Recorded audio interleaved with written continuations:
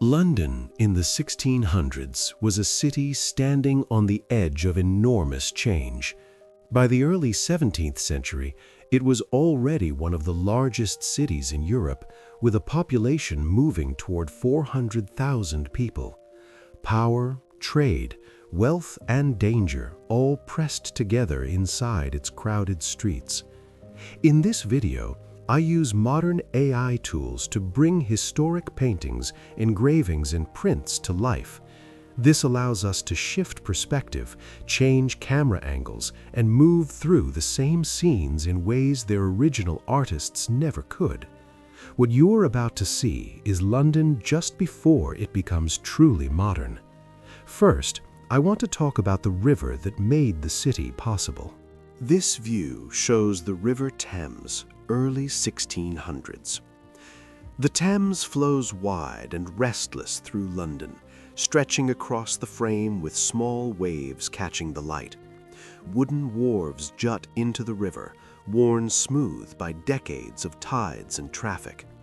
Barges rock gently, some laden with barrels of wine from Bordeaux, others stacked with timber or sacks of grain. Sailors shout to one another, tying ropes, adjusting sails, and unloading cargo. A dog barks from a nearby quay. Children run along the edge, carefully avoiding the swaying planks. Coal arrives from Newcastle, stacked high on barges to feed the growing city. Timber, wine, and grain come from across Europe. Smoke from chimneys mingles with the brine of the river. The air smells of wet rope, fish, and the faint sweetness of burning coal. Horses clatter along the quays, merchants haggle over prices, and travelers from the continent pause to watch the activity. Crowds gather along the banks, curious, busy, or hurried. Pickpockets weave through them silently. Accidents are common. A crate slips into the water, a child falls, a man almost topples into the river, caught only by a quick hand. In winter, the river sometimes freezes, creating frost fairs where temporary shops, games, and skating rinks appear, but sudden ice breaks remain deadly. The Thames matters because it connects London to the world. Trade makes the city rich, powerful, and ever-changing. Over decades, fragile wooden wharves are replaced by stone embankments. Today, the Thames still defines London, though its banks are calm, and far safer than this perilous past. This view shows London Bridge, 1600s. London Bridge rises over the river, crammed with tall timber houses. Carts inch along the narrow streets, pressed between merchants' shops with signs swinging overhead. The river rushes beneath the arches, carrying barges, small boats, and occasional debris from accidents upstream. By the early 1600s, London Bridge is the only bridge across the Thames. It is crowded at all hours. Traders shout over the noise, animals bray, and pedestrians squeeze past each other. The soundscape is constant. Wooden wheels rolling on stone, the rattle of barrels, church bells tolling in the distance, and vendors' voices calling their wares. Fires are a frequent danger. Leaning timber houses touch each other, and sparks from cooking fires or hearths can ignite entire sections. Traffic jams stretch for hours. Beneath the bridge, the river's violent current can capsize small boats, creating chaos. The bridge matters because it controls movement and commerce. It is a bottleneck of power. In the 1700s and 1800s, the houses are removed, replaced with safer designs. Today, a modern bridge stands nearby, but the idea of London Bridge as a vital crossing remains alive. This view shows St. Paul's Cathedral before the fire. Old St. Paul's Cathedral dominates the skyline. Its tall spire pierces the clouds, visible from nearly every district. The surrounding streets are filled with merchants, lawyers, and citizens. In the midground, Paul's Walk teems with people discussing news, gossiping, or seeking business. Children run across the yard. Dogs and cats weave through the crowd. By the 1600s, this space is social as well as religious. Legal consultations, political debates, and casual gossip unfold in the open yard. The smell of parchment, candle smoke, wet stone, and sweat fills the air. Pickpockets lurk in shadowed corners. Religious tension simmers as England has broken from Rome, but faith is still deeply contested. St. Paul's matters as a spiritual and social center. In 1666, the Great Fire destroys it. Today, Christopher Wren's Cathedral stands in its place, symbolizing both loss and rebirth. This view shows a narrow street inside the city walls. The street is tight, hemmed in by tall timber houses whose upper floors almost touch. Light struggles to reach the cobblestones below. Laundry swings overhead. Smoke curls from chimneys. Children play near open drains. Animals roam freely. By the 1600s, disease is a constant threat. Plague outbreaks in 1603 and 1625 killed tens of thousands. Red crosses mark infected homes. Families are sealed inside, their cries mingling with the street's bustle. The sound of hammers, voices, carts, and footsteps echoes endlessly. These streets matter because they hold the city together. After the Great Fire, many are widened or rebuilt in brick. Today, fragments survive, hidden among modern streets.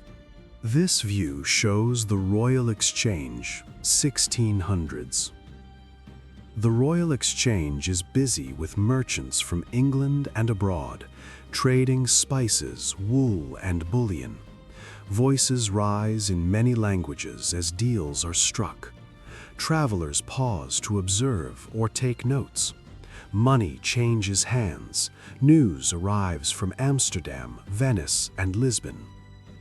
By the early 17th century, London is becoming a financial hub.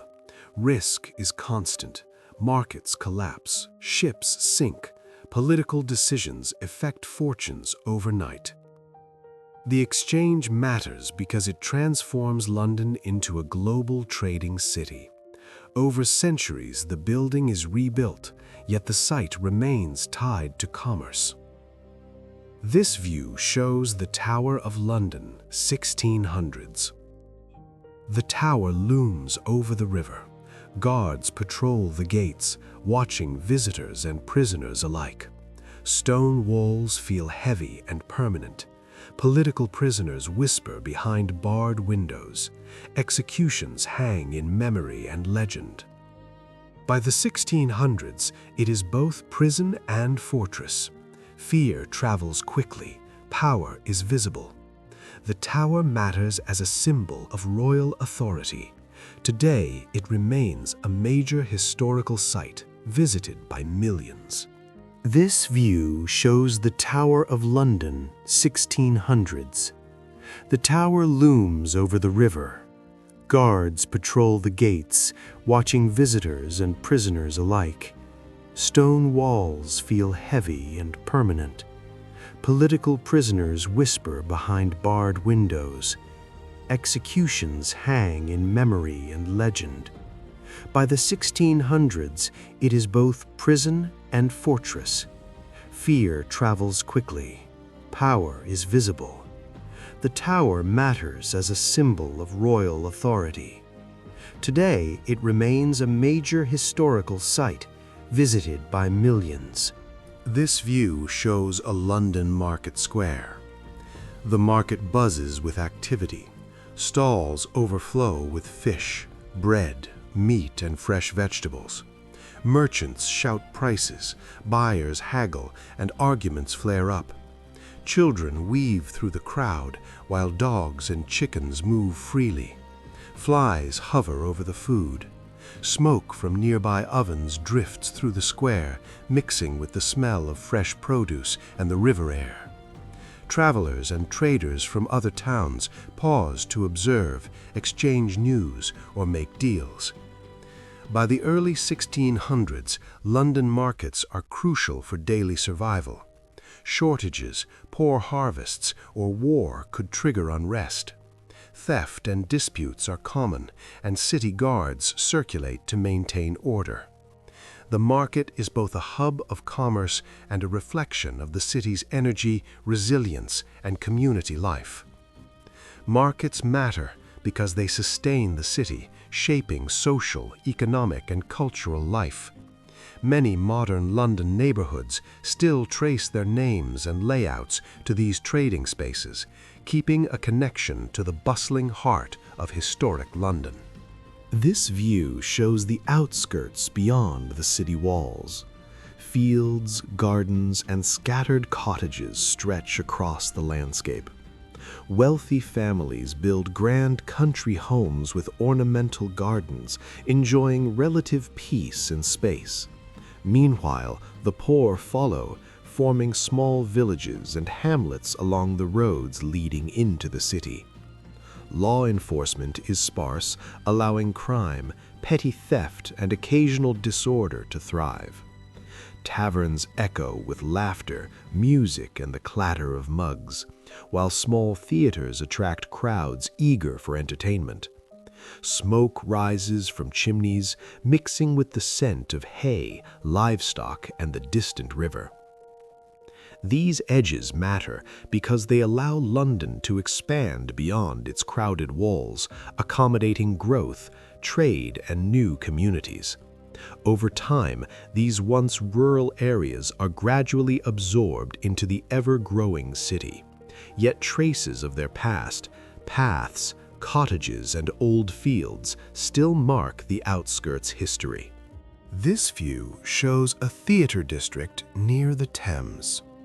Playhouses like the Globe rise along the bustling riverbank, drawing eager crowds from across London. Actors rehearse and perform, their voices carrying over the chatter of merchants, street vendors, and onlookers. Audiences cheer, shout, and raise mugs of ale, reacting with energy and laughter to every scene. Children weave through the crowd, mimicking the actors' gestures, while travelers and merchants pause to watch the spectacle.